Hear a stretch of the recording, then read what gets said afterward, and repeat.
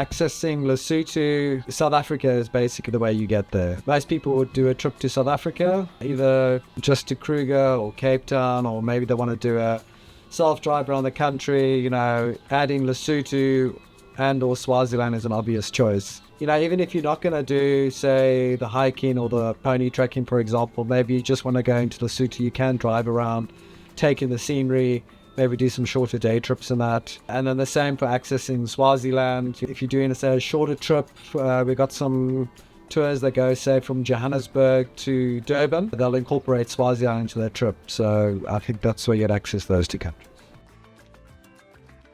So both Eswatini and Lesotho are probably less visited countries than the areas in South Africa around them. So advanced booking, if it's the peak festive season, yes, you will need to plan ahead. But actually, during the rest of the year, there will usually be availability. And if you don't mind which order you visit the big game parks, then yes, we're going to be able to book that combination for you, not so far ahead of travel as would be required in a lot of other places.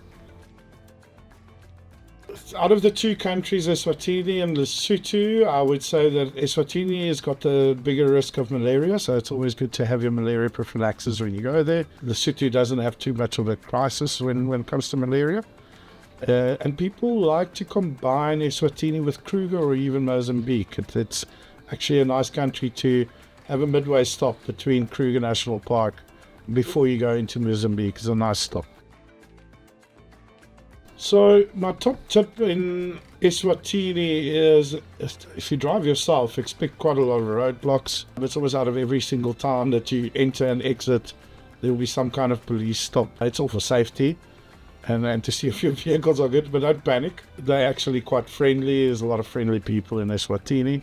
And in Lesotho, don't go to Lesotho expecting nature and wildlife everywhere. It is more a cultural immersion, and it's more like Dan said, a physical destination where you can do activities like hiking, and more, environment and sceneries than wildlife. Yeah, my top tip is to make sure that you have additional luggage space for when visiting these countries, because both Swaziland and Lesotho are very famous for handmade crafts. In Lesotho, you got the Lesotho blankets. In Swaziland, they got all the weavers and that sort of thing, making those baskets and that. So you definitely will find souvenirs and trinkets in both of those countries. Very beautiful stuff that gets made, handmade, very unique. You probably won't want to leave without taking some of those things with you back home.